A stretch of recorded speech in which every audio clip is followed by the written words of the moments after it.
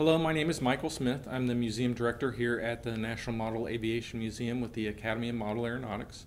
It is the end of September 2017, and I'm here with Mr. Bob Sifleet, a four-time winner of the Grand National Champion Trophy. And we are here today to talk about the 1962 Nats and that event. And again, thank you for joining us. Did not know, in terms of 1962, you had won in 1960. So what were you thinking, obviously not placing, not winning it in 61, what were you thinking in terms of getting ready for 1962? Yeah, well, in 1961, I did not compete in the Nationals. I had started attending Northwestern University in Evanston. So I did not attend that Nationals, but being that the 62 Nationals was right there, I thought that, well, maybe I'll try to fly the Nats. But for, in 61 and into 62, I'd done very little flying. I had all my airplanes, but I'd done very little work. I was attending college and also was attending summer classes to try to get it done. Because the 1960 had been down in Dallas, right? But then the 1962 were going to be at Glenview Naval Air Station there in Illinois. Right. So obviously much closer for you in terms of travel, because you had mentioned it was a 2.5 day drive down to Dallas. So in terms of preparing then for 1962, when did you decide that you were going to try to compete then that year? Well, I think when the Nationals entry blanks come out, I said, okay, I'll see what I can do here. And I really didn't put any effort or any pre-thought into it at all. Says I'll enter, and well, okay, I'll choose these events for the high point and see if I can get it done, because I had classes to attend besides flying the Nats. So the airplanes were ones that you already had, that you weren't building anything new for that year? I had built nothing new since 1960. I just had all my airplanes, and that was it. I'd attended a few contests in Illinois or around, in 1960 and 61 and into 62, but had done very little flying. Now, how was the, from your home then, you had mentioned in the 1960 Nats that you had gone with your brother and a friend. Was there a group of you that went then to the 1962? Well, from where I was living in Chicago to the National site was a 15-minute drive. Not bad at all, compared to 2.5 days. That's right, a whole lot. And I didn't have, anybody to help me to speak hardly at all. I just had to beg, borrow, or steal if I needed some help. And in the competition, I managed to find an old friend of mine to help me a couple of the days that I come out in the middle of the day and needed help chasing models and that type of thing. And I've got a good story on that, but this individual was O.C. Stewart. Yes, a museum volunteer here as well, yes. In relationship to your experience on the Navy base there in Dallas, how did the Glenview Naval Air Station, how did it relate? Was it better, did you think, or how did things go? Well, I didn't use the work hangar. I mean, I had everything. Well, in fact, I kept all my airplanes at Stanton's Hobby Shop. So I would just, the evening before an event, I would just go and get the airplanes I was going to fly the next day and show up at the base. So the only time I was there was to compete. So it kind of made it nice. You didn't have to worry about where you were staying and everything. You just stayed in your normal room and everything. Had all of your own tools and whatnot. You didn't have to worry about making sure you took everything with you. Right. So that definitely would make things a little easier. It made that pretty easy, yeah. Now, what events did you compete in for 62? I believe it was pretty much the same events I'd used in 1960. Half A and B free flight, and I think I flew C free flight also. I had 4 gas events, and then I had Wakefield and Mulva Hill I flew, and then half A speed and control line aerobatics again. And how did the flying field itself compare to the Dallas Nats? Well, it was bigger, and there was you had more area off field that you could chase into than Dallas. Dallas was kind of limited. And you didn't have to worry about, you had mentioned a water hazard. There wasn't any water hazards, but if you got a big thermal flight, you could fly off of the field, which and fly in, I think it was Class C gas. I had to attend a class that morning, so I didn't get to the field till about 11 o'clock. And I had asked OC to help me with that event, the chasing, which was a good decision, because the very first flight caught a big boom in thermal, and away it goes, and we're chasing with the car. And we went out the gate on the east end of the field, and OC hanging out, looking up at my airplane in the sky, and we chased it for about 2 or 3 miles off of the field, really high, and it took a long time to come down to thermalize, but we were right there when it landed. Well, that was fortunate that you were able to time yourself and be there to retrieve it. Right, so it wouldn't have been possible without OC. Now, for that, in terms of you were flying heats for that, so as a matter of recovery of the airplane and then try to get back relatively quickly? In free flights, you make your flights whenever you want to. Okay. So it wasn't any problem. My problem with that afternoon was to get the 3 flights in before the end of the day. So I needed help in just retrieving the model. So you could get back and get the next judge available and get your time in. Right, yeah.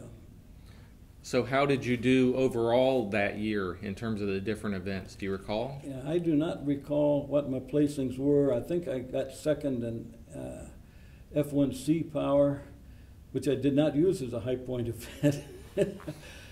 And I placed second in ROW gas, which was another one I didn't use for high point. It just happened to be the way it went. But I had very good scores on all the high point events. Now, for the Rise Off Water, the ROW event, had they made a pool to fly off of? Yes. Okay. Much like that's done at the Nats here. It's, put some boards up, put a tarp in it, fill it up with water. It was that type of thing. Mm-hmm. Basically just big enough for the takeoff. Right, yeah. Yeah. Back then, ROW was pretty popular, so it was a pretty big thing. It was probably 20 feet on a side, maybe 25 feet on a side. So a pretty good size pool. Well, there was always people flying.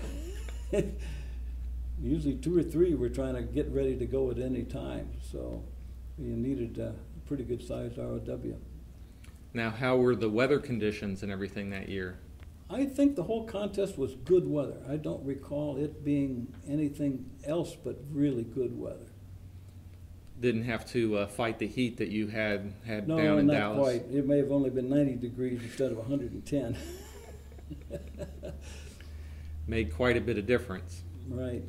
Now, towards the end, they once again, the Navy had an air show on the base. Right.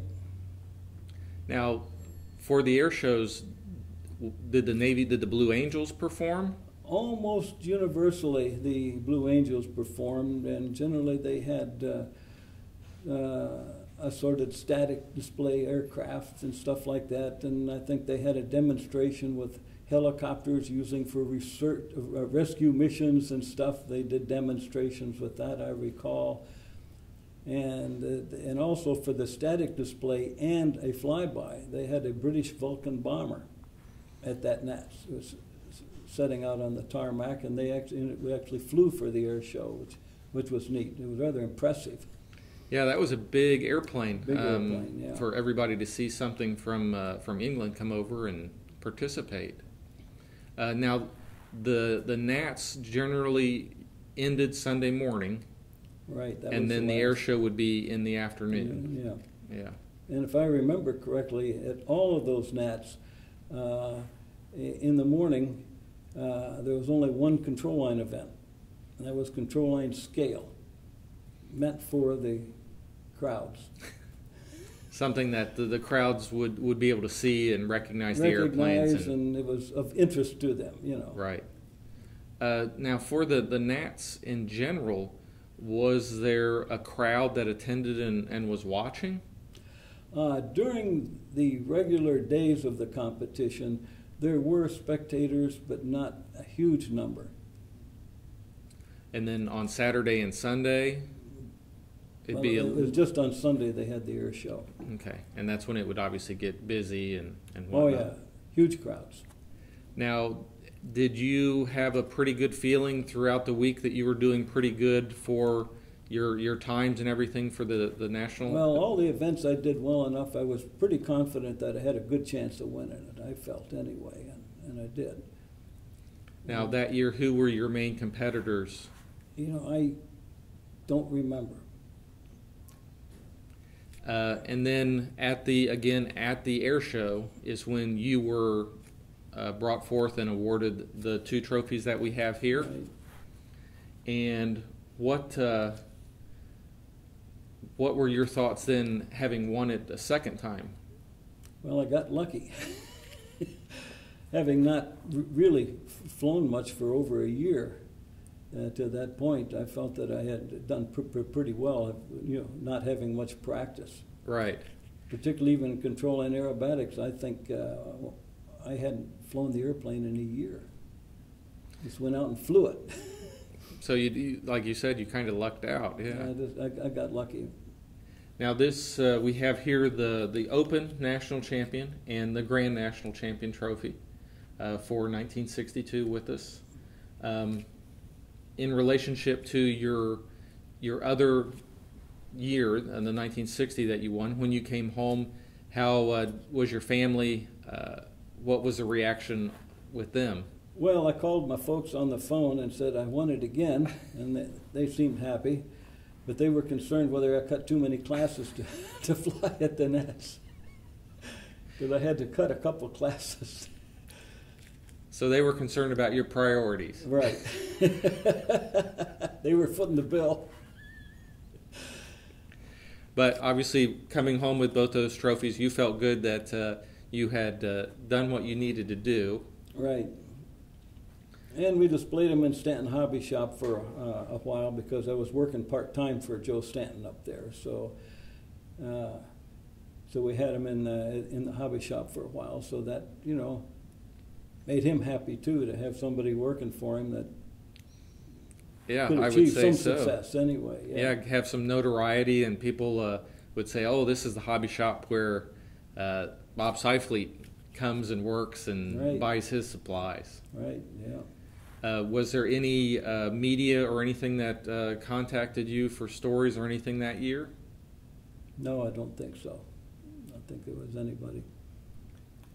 Even though in that time frame, there was from flying models, I can't remember who it was, contacted me, and I wrote an article on my gas models that I was flying. But I can't remember who the gentleman was that had contacted me, but I wrote the article and got a couple of bucks, which I needed at that time frame. Now, having won the second time, what did you envision in terms of continuing to compete? Was model aviation still something, obviously you were in school, still something that you were going to continue on, or what were your thoughts there? Well, you know, being an avid competitor, I, you know, wanted to continue. And at that point in time, I had developed a pretty strong enthusiasm for the international competition events, the FAI things, and was beginning to compete more in that. In the FAI events at the Nats? At the Nats, and, you know, to try to make the U.S. teams, which I had done in 1959. I was on a team in 59, and I was attending all the team selections in that era. So that was my main goal. But I felt, well, you know, I was still single. I'm going to fly my airplanes. Is there anything you can think or would like to also include your memories? Anything that comes to mind that we haven't talked about for that particular year? Not that I can remember right off. I mean, everything was a blur. I was in a big hurry to get it all done at that contest because I had, maybe only 60% of the time to actually compete. I wasn't there. Yeah, So, had to rush back to get to rush classes. back and forth to get things done. Well, thank you very much for talking to us about the 1962 Glenview Nats and your experiences. Well, thank you.